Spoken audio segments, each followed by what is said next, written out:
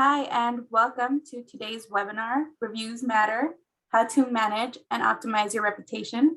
I am Esmeralda Estrada from the Maricopa SBDC, and I'll be the facilitator for this webinar. I'll be monitoring the chat throughout the webinar. Just make sure that if you have any questions to put them in the Q&A box so we don't lose track of the chat, of the questions that you might have in the chat. So thank you for joining us. And Paula, would you like to start? Yes, definitely. Welcome, everyone. We're happy that you have joined us today for our Maricopa SBDC webinar on Reviews That Matter. We have Samantha Soffici with us as guest presenter today from Thryv, and she's going to be taking you through this very most important topic. But before we get to that, I would like to just share with you, I know some of you may already be working with an SBDC counselor, but maybe some of you are new to the SBDC. So just very quickly, I want to overview the services that we provide. And then at the very end of our program today, I'll tell you a little bit more about, if you're interested in our services, how to request counseling. So the SBDC, the Small Business Development Center, is actually part of a national network. And also a network within Arizona. So we're the Maricopa SBDC, and we offer no-fee counseling to small businesses anywhere on that journey, whether you just have an idea and you're not quite sure what to do next. Maybe you've started your business and you're kind of struggling to get some sales. Maybe you're scaling up and kind of feeling those pains of really growing and wearing all the hats of that business owner, trying to take your business to the next level, or even that, those larger small businesses who are working to still grow or sustain the business that they've built. So we serve all small businesses anywhere along that journey with no-fee counseling, low or no-cost training, such as the webinar that we're giving today. And also we have a host of resources that are available to the clients that we're helping. We have about 15 counselors across Maricopa County, and we are still all working virtually right now, but typically, we have partnerships we're hosted by Maricopa Community Colleges. We're funded by the SBA at the federal level, and we have a partnership with the Arizona Commerce Authority. But because of the hosting relationship with Maricopa Community Colleges, in normal times, you'll find us typically on campuses across Maricopa County. And if anyone is joining us from outside of Maricopa County, know that we have 10 SBDC centers in Arizona. So there will be an SBDC center located near you, and you can reach out to them for the same services. Just very quickly, we help our small businesses in a variety of topics. A small sampling of those are shown on the screen here, but just know that, whether you're still trying to work through some of the disaster loan assistance programs, maybe you're trying to look for access to capital and you need to get lender ready. Maybe you're not quite sure how to use your finances, your financial statements, and looking at the health of your business and using them to make business decisions as you grow your business. We help clients with financial review, as well as marketing, assessment, and planning and strategies. We have experts in a variety of different areas: buying and selling businesses, manufacturing, technology, commercialization, export, and government contracting. So we'll talk more, like I said, at the end about how to request our services. And then before I turn it over to Samantha, this is just a visual of all the different types of tools that we use in our counseling sessions with clients. Our Growth Wheel tool set helps with business development in all areas.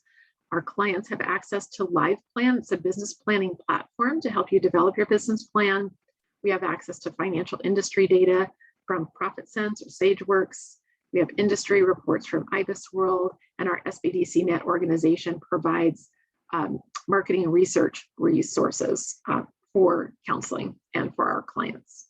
So with that, Samantha, I'd like to turn it over to you. Samantha Soffici is from Thryv, and she's come to join us today to share her expertise in digital marketing and her passion for small businesses. So Samantha, I will let you take it from here. Excellent, thank you, Paula. So I'm going to share my screen.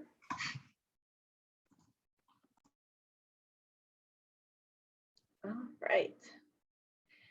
So, good afternoon, everyone. Thank you so much for joining today's presentation. I really appreciate you choosing to spend your time with me to learn more about online reputation management. So, before I get started, just another little quick introduction. As Paula said, my name is Samantha Soffici, and I'm a Partnerships and Business Development Lead at Thryv. So Thryv, we are one of the few national resource partners of America's SBDC, and we're a company that specializes in a software for small businesses that helps them get the job, manage the job, and get credit for the job. It's an end-to-end client experience platform, pretty much. So today we're going to focus on the kind of like the get the job and the get credit for the job piece of the customer journey with online reputation. So today's presentation is probably going to run at about 30 minutes with 15 minutes at the end for any questions. And I know Paula has a couple slides also at the end.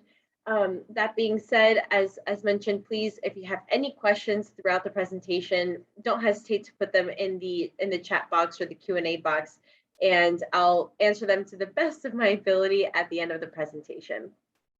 So today's webinar is going to be divided into 3 sections. So first is the importance of online reviews. Second is how to get more online ratings and reviews. And third is boosting your online reputation. But I always like to start with getting a bird's eye view as to how Americans are interacting with the internet. I think it's really important. So as you all probably know, Americans are highly, highly connected, and we spend a ton of time on the internet and on our mobile devices. In the US alone, 90% of the population are internet users, and there are actually more mobile phone connections than people in the US. That being said, the average American spends about 7 hours and 11 minutes per day on the internet and a little more than 2 hours per day on social media. And people are doing a lot more than just, talking to each other or working on the internet. They are shopping and they're doing research about how and where they want to spend their money and their time, with 93% of customers using the internet to find a local business within the last year, and 34% searching every single day. Which is why we are going to take a deep dive into online reviews. So just to start, online reputation management, otherwise known as ORM, as if you needed another acronym to remember, is the practice of improving the perception of your business in the eyes of your potential customers. To break that down further, online reputation management involves 2 things. First is identifying the online resources that potential customers may use to actually find you and learn more about your business. And then second, it's taking the steps to make sure that those resources cast your business in a positive light. So for example, if a potential customer does a Google search for your business or your type of business and finds nothing but information about your competitors, then it's really unlikely that they'll see you in a positive light. So you have a pretty poor online reputation.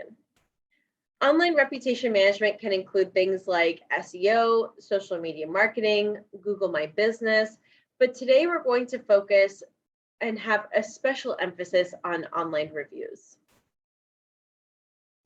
Reason being, they are super important. I cannot overstate this enough, especially because when people are researching companies and brands, consumer reviews are the second most kind of like primary channels for brand research, right behind the initial search engine. So people might start their search for a product or a service on a search engine, but a good proportion do end up looking at reviews.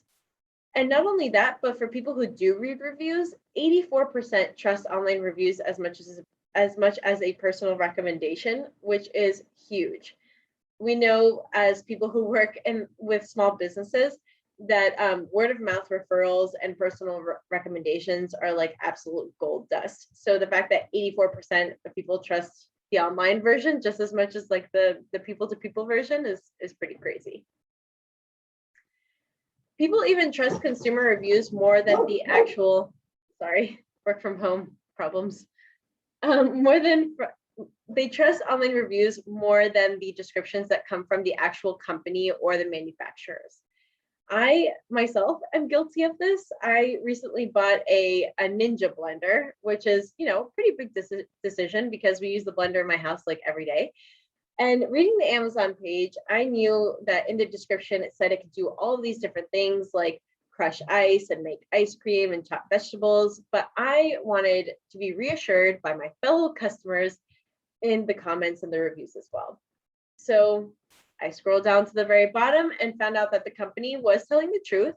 It did do all these things, but I also learned other things that they didn't mention in the description, like that the fact that the blender is pretty large and that you have to be really, really careful when handling the blades because they are like deadly sharp, and that it's pretty breakable. So I had to be careful. I took all of these comments to heart, which when I decided to purchase the blender, and they were all completely on point. I trusted their pictures, their comments, and their ratings even more than the Ninja description itself. And as you know, trust is hard to gain. So knowing that 72% of customers say that positive reviews make them trust the business more is huge. It makes a really big impact. Just by managing your customer experience and encouraging someone to write a review can make all of the difference in you getting chosen over a potential competitor. And if you're in the B2B space, the number actually jumps a bit higher. You're not excused out of this, with 92% of B2B buyers being more likely to purchase a product or a service after reading a trusted review. So with all of this in mind, it's no surprise that having good reviews can make an actual difference on your bottom line. And if you haven't invested the time and the effort in gaining those reviews, you might want to reconsider. Because a lack in customer reviews tells two things about your business to consumers. Either that, one, you just don't sell enough to get reviews, or two, that you're not confident enough to allow your customers to leave reviews about your business. Again, I know I'm guilty of this when comparing companies. If there's a company with 1 or 2 5-star reviews and another company with 300 reviews, but it's like 3.5 or 4 stars, even though they're rated lower, I trust it more because of the sheer volume of people who actually chose it over its competitor. Or that's the way that at least it's perceived. Also, more weight is put on online reviews if the customer's investment is serious. So people might not even read reviews if they're buying like something kind of a little bit more trivial, like socks or cupcakes for a fundraiser or for a classroom, something like that. But we'll take reviews much more seriously for something more expensive, like a new roof or a new piece of technology that they're going to use every day. Spiegel Research Center has reported that displaying reviews for those higher priced products can increase conversion rates by 380%, which is a ridiculous number. So what small businesses have to keep in mind is that it's not just the number of stars, although as you saw on the previous slide, the number of stars does make an impact, but customers also either consciously or unconsciously take these other 5 factors into consideration when looking at reviews. Because if not, that one 5-star review would have gotten my business over that 3.5-star business with 300 reviews. Still, it's worth mentioning that a study done by Bright Local showed that only 48% of people would consider using a business that has fewer than 4 stars, meaning businesses falling under this threshold are risking losing half of the potential customers that are searching online. And just 19% of people would use a business that has fewer than 3 stars. So of course, overall star rating is important, but so are other things like legitimacy. Legitimacy is how real reviews seem. So how many certified customers were there? How many have pictures or videos attached to the reviews? How many have like weird links or a ton of spelling mistakes, or they do it in caps and lowercase and it's a mix and it looks really, really wonky? And are there a lot of duplicates? as customers, we know that fake reviews are a problem, and we make sure to take those into consideration when purchasing a product or a service. Third is recency. So recency is how recent the reviews are. So does the business have 100 reviews, but they were all from like, 2 years ago? 86% of customers say that they only look at reviews from the past 3 months, while a huge 73% of customer reviews must be within the last month. And even going further, a whopping 50% only take into account reviews from the past 2 weeks. So that means that older reviews may get less of a look among consumers, and they'll also have kind of like a diminishing return as time goes on. However, older reviews aren't completely useless to readers or to search engines, but if customers don't see any recently posted reviews, they might not trust that their experience is going to match the reviewers that have reviewed in the past. And then lastly, sentiment and quality are also important. So readers care much more about a review that is a little bit more thorough, that gives a full explanation of what happened or of the service that they received, than something that's just kind of like, a thumbs up emoji that says great service. And if you're in any of these 5 industries, you should definitely invest in a strategy to make your reviews work for you, to get chosen over a potential competitor. So restaurants and cafes, hotels and B&Bs, medical and healthcare, automotive services, and clothing services. These are all industries that people really take a look at reviews and dive deep into them, because they want to have a really good experience. They want to know that where they're putting their money, they're going to get their money's worth. So one thing to keep in mind with reviews is that negative reviews aren't always a bad thing. People usually understand that sometimes you as a business, you can do absolutely everything right, but maybe the customer was just having a bad day. They were being unreasonable, they were confused, and they ended up leaving a bad review. And you know what? I get it. It stinks. It does not feel good. And for local business owners, negative reviews can almost feel like a personal attack, but don't let them get to you. Most customers who leave negative reviews do so for a few reasons. So first, they felt wronged and want some form of compensation for their trouble. 2, they want to inform you of where you fell short so that you can actually improve in the long run. Or 3, they want to help other potential customers get the most out of their choices. Notice that nowhere on that list is that they hate you and they hate your business and they never want to come back. Although some customers who leave online reviews are genuinely displeased and are unlikely to offer you their business again, most of the others just simply want their voices heard. So at the same time, a bad review can be an opportunity. If you respond in a timely manner, in a way that's polite, and it tries to amend the situation, that can be a huge plus in a potential customer's mind. I'll go over some techniques for managing negative reviews in a little later in this presentation. So just as a summary as to why online reviews are important, it's because people actually use them. Reviews, they give customers confidence in choosing your business. They convince search engines and social sites to recommend your business more often. So this is actually something that I didn't touch on before, but search engines also take a look at the recency of your reviews. They take a look at the quality of the reviews. They take a look at how many stars your business gets. So not only is it really great for customers who are searching, but it's also really great for you in terms of where you show up in the search engines. And search engines like Google also comb through things like your social media sites. So if you're getting reviews on Facebook and you have 4 or 5 stars, that shows the search engine like, okay, wow, this business is doing really well. So it takes that into account in its algorithm too. And lastly, managing your online reviews can improve customer service and encourage repeat business, which I mean, who doesn't want that? So another thing is that managing your online reviews can also help you build a sort of virtual moat around your business. And that moat can be a really great asset. Not only can it improve your reputation, but it can also protect your business against those one-off unhappy customers who otherwise might actually damage your online reputation with negative reviews and poor ratings.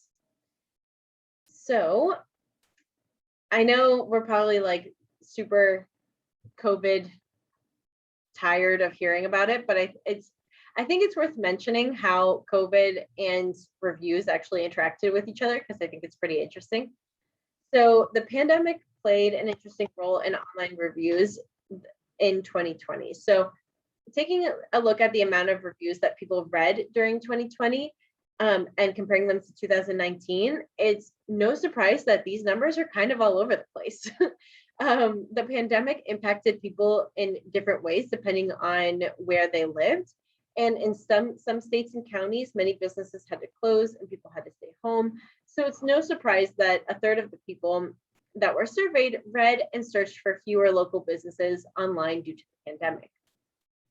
But there was a good chunk though that wanted to do a little bit of research and see which businesses were open, what their hours were.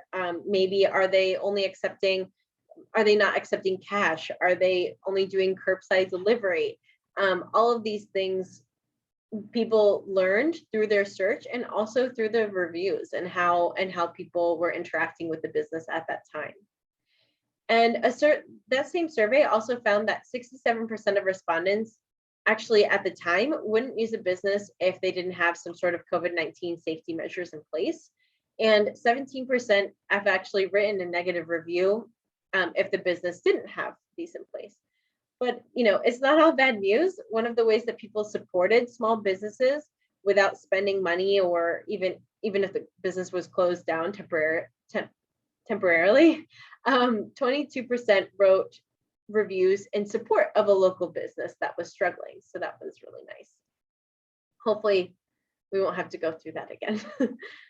So now that we understand the importance of online reviews and what readers care about specifically, let's take a dive into the how behind getting a consistent stream of those, hopefully 5-star reviews. So first thing is first, it is vital that we get over our shyness when asking for reviews. Before embarking in this journey of online reputation and researching this topic, I assumed that consumers would be far more likely to leave negative reviews than positive ones. However, that is actually not the case, with consumers being far more driven to leave positive feedback than negative feedback. In fact, in 2020, the proportion of customers that have written a positive review outnumbered the negative reviewers nearly 2 to 1. So in 2020, 63% wrote a review for a positive experience, and only 32% wrote a review for a negative experience. So how do you go about doing that? So there's 3 steps to getting more reviews. So first is to proactively ask for feedback. Second is to encourage reviews on more sites than just the one. And third is to actually follow up consistently. So first, proactively ask for feedback. So before you ask every single customer that you did business with for a review, it might be smarter to just kind of take their temperature first. Did they love working with you, or could you have done something better?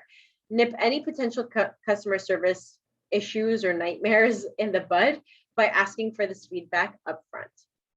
Then there are multiple ways that you can ask for feedback. The first and the most obvious way is to ask in person and at the point of sale. This is a great way to set an expectation upfront, and it's a great way to ask when the experience is actually fresh in their mind, while they're still in front of you. You can also set up a system that when the transaction goes through, you can send them a text message at the point of sale. And this is really great because text messages actually have a 90% read rate, and they're immediately redirected to the site that you want. Another way is to ask that's a bit more subtle or can serve as a reminder for your in-person ask is to write a handwritten, printed, or electronic invoice or receipt. Include a call to action at the bottom, thanking them for your business and asking for an online review. So some friendly ways to ask is, we live off of referrals. Leave us a review on your favorite listing site to help us grow. If you love us, let us know. Rate us on blank to share the love. Ratings and reviews really help us out. Leave yours on your favorite listing site. A third way to ask is through email marketing campaign. Just like text messages, you can set up your system so that after X amount of time in the transaction, you send an email asking for a review. This is a great technique if your customer has opted out of text messages, and it serves as a really nice reminder for customers that intended to leave a review but haven't yet. And lastly, add a button or call to action on your website and social media pages. That way, if they visit either one before visiting you again, they can easily leave a review by just clicking a button. But no matter what technique or combination of techniques that you choose to use, what's important is to be consistent. It's much better for your business to get a consistent stream of reviews instead of just kind of like waves every couple of months. As we saw in the previous slide, recency matters. So I'm just going to take a quick second. I would love for you to tell me in the comments what way is the most effective way for you guys to get reviews. And then I'll be right back to go on to the next slide.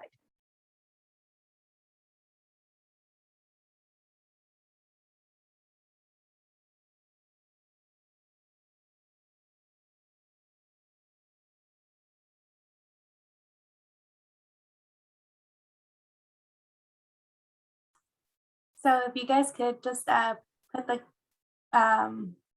sorry, she's back. Sorry. Yes, Cheryl, just ask. That's perfect.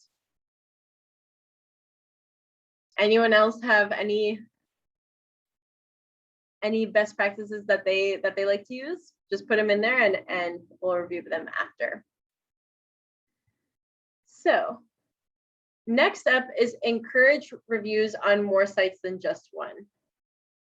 So when asking for reviews, you want to make sure that you're getting them on more sites, but also limited to a few. So more than one, but less than like 5. Reason being, if your reviews are all on one site, search engines won't trust your business. But if they're also too spread out among sites, the volume of the reviews on the sites just won't help you with your average star rating, and it won't help with that kind of moat that I was talking about. So we suggest that you find your 3 to 5 top online review sites and focus your efforts there. So first things first though, claim your listings on the really big sites like Google My Business, Facebook, and Yelp. And then figure out 1 or 2 additional sites that are specific to your industry. There are so many listing sites out there, and consumers may be tempted to leave a review on a site that they're most familiar with, but isn't really impactful for your business. So make sure to direct them to the proper website where you want to review. So an example of this is here's restaurants and health, 2 of the major industries that reviews are really important. So for restaurants, you have a ton of options. So aside from these, you also have things like Grubhub and Uber Eats and that aspect of restaurants and food takeaway. So like I mentioned, I would suggest having the top 3 and then choosing 2 or 3 that would really make an impact for your business. So now that you understand why reviews are important and how to ask for them, we're going to talk about the 3rd step in online reviews, which is boosting your online reputation.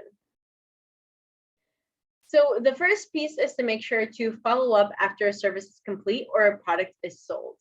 So if a customer hasn't left a review after going to your shop and receiving a reminder through the receipt, and maybe it's time for a text reminder or maybe even an email campaign to kind of help nurture them. Remember that around 70% of people are happy and willing to write reviews. So don't be scared to follow up with your happy customers. Next is to respond to all of your reviews, whether it's positive or negative, it does not matter. And it's important to remember that you're speaking to everyone who will read your review, and that includes potential customers. In fact, 89% of customers who read reviews will take the time to read the response as well. But don't be tempted to create a one-size-fits-all message to reply to every single review. 70% would be put off if a business responded to a review with a templated response. And also, I know this sounds like a lot and it sounds like a lot of work, but try to respond to reviews within 24 hours, which is best practice.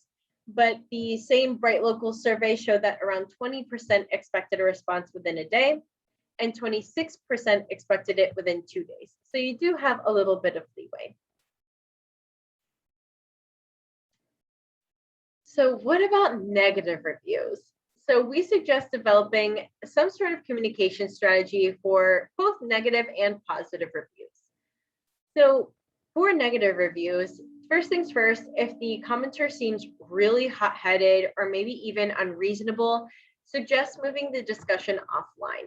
Ask them to send you an email with their phone number so that you can sort it out. That way you can avoid that really unnecessary and sometimes ugly kind of back and forth from happening online. This, however, is not a one-size-fits-all strategy because it can kind of come off as secretive if you use it too often. For the rest of your negative reviews, come up with a few response templates, but not the same one for every single negative review, that you can kind of lean on to address different types of reviews. Leave yourself enough room in each template to personalize it with each customer's name and their specific details of his or her concern. Then offer the same type of compensation for similar types of complaints. This will make you appear as fair and as consistent as possible. So a good example of this is like a gardening service or a lawn service. So a common thing that happens, and it's always an accident, is that they bust a sprinkler. So if somebody leaves a review and says, you know, they broke my sprinkler, and the company offers them a free month of lawn service, and then to the same complaint to another person, they offer them like a 10% coupon, that's not going to come off as very consistent, as very fair. So you want to make sure that to have kind of like a cheat sheet as to how to compensate each customer service issue. The key is not to sound too robotic. So take the time to personalize it to each individual response, even if the similar templates are used kind of frequently. A recipe for a good short reply, so no more than 5 sentences, is to first greet the customer by name or by the screen name, if that's applicable. Second is to acknowledge the concern or complaint. Do not use a cop-out or offer a surface level apology. Third is to apologize for the misstep. And then fourth is to either A, offer to make it better, or B, promise that you'll do your best to ensure that it'll never happen again. Turn more reviews into more stars. So the biggest weapon small businesses like yours have with their online reputation is volume. You want to generate as many possible ratings and reviews as you can from your customers. So, because, I mean, think about it this way. If you have 10 reviews, receiving a one-star negative review can dramatically affect your overall rating. On the other hand, if you have hundreds of reviews or even thousands, one bad review will impact your average rating far, far less. It'll be a drop in the bucket. So have a plan in place for responding to reviews, both positive and negative. And your positive reviews can be something as simple as, thanks, I hope to see you soon. It can be very simple. And of course, with a little personalization. And lastly, check back often. So make sure that you're staying on top of your reputation management, because it can make a really big difference as to whether or not a customer finds you and chooses you over a potential competitor. So, in conclusion, online reviews present a great opportunity to attract potential customers, improve local rankings, and also tell your side of the story to your potential customers.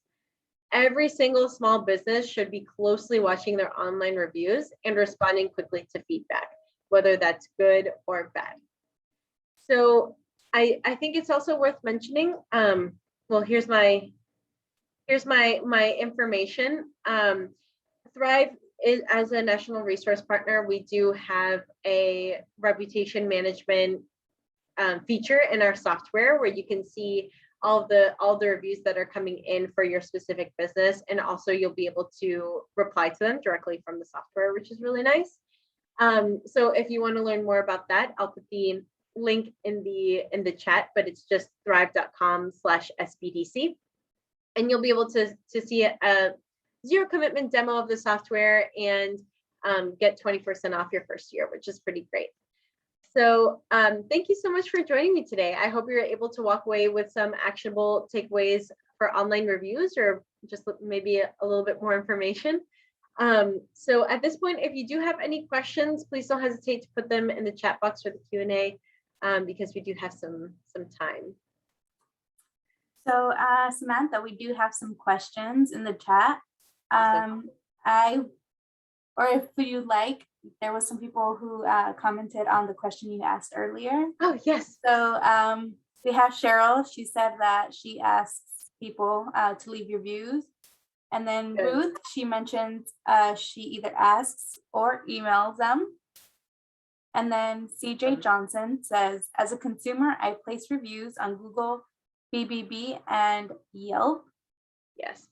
And those were the comments we received for that. Yeah, BBB is Better Business Bureau is great because they certify that the person that's leaving a review is a validated customer. So it removes that that kind of question as to fake reviews or not. So BBB is also a great resource. All right, and then we have a few questions. So when giving consumers a barcode to scan, oh, sorry, this was actually one of the comments. So Jacqueline says that when she gives customers a review, a barcode to scan, and she asks them to review. That is great. That is super. I love that because it's technologically savvy. It shows that you're on top of your digital presence, and it's so easy for consumers to use. So I think that's great. All right, so here are the questions now. So how important is a video versus a text review? Many people are camera shy and won't leave a review if a video is requested. Yeah, I mean, having videos in the mix is great, but that is totally up to the consumer. If they feel more comfortable with just a text review, then that's more than enough. It's just nice to have kind of a mix, especially on a platform like Facebook that's optimized for that sort of thing, where you can attach pictures and videos and that sort of thing. But just leaving a text review is phenomenal. That's a great start. All right, thank you. So we have a question in the Q&A. Do you have the response to negative reviews sequence written out for us? I can send that over to Esmeralda so she can include that in the follow-up email. All right, thank you. And it wasn't a question, but Vera says, great webinar, thanks. Oh, thank you. And then Abby Myers, she asked in the chat, am I able to download these slides? They're very helpful, but flew by too fast for me to capture all the info I wanted. I just wanted to mention that I will be including the slides in the follow-up email. Yeah. Those are the questions that we have so far. Oh, we actually got another one. So any special thoughts regarding medical practices for consistent reviews or consistent reviews? I don't think there's nothing special that comes up to my comes up immediately, but aside from, medical reviews are so important because, that's one of those like high stakes, expensive kind of services. So people are going to take a look at reviews and compare doctors and compare offices and that sort of thing. So especially for medical practices, I would say consistency. So making sure that you are persistent and consistent. So consistent in asking everybody for reviews that you think will leave you good reviews. And then persistent in the follow-up. So say they don't leave a review immediately afterwards because, they just had a surgery and that's like the last thing they want to do. Maybe after their first follow-up, with the doctor, you can send them kind of like a reminder email to please leave them a review. Or, depending on the practice or the procedure, the timing might be different for different medical practices, but just kind of look at your customer journey, and you can also take a look at who has left reviews previously and see when was the timing best for them to leave reviews, so you can optimize that ask, that email or that text. Thank you. And we have Marie and Jacqueline saying thank you. Great information, and this was very helpful. Happy to be here. Thank you. I'm glad you enjoyed it. So Samantha, if you would stop sharing your presentation, I will bring mine back up. And while Samantha is doing that, I think this is one of our participants commented about this is, good information, but it comes at you very, very quickly. But this is one area where SBDC counselors can help you, right? Is sitting down with you. And if you're feeling overwhelmed, because marketing just in general can be very overwhelming, there is a lot to do related to marketing. But related to this topic, what we can do is sit down with you and just kind of assess based on what Samantha shared with you today, what are you doing? What are you not doing? So we can identify kind of where the gaps, or I like to think of them as opportunities for improving, where those are. And then, working with you, for example, on creating messages for how you're going to respond back to both positive and negative reviews.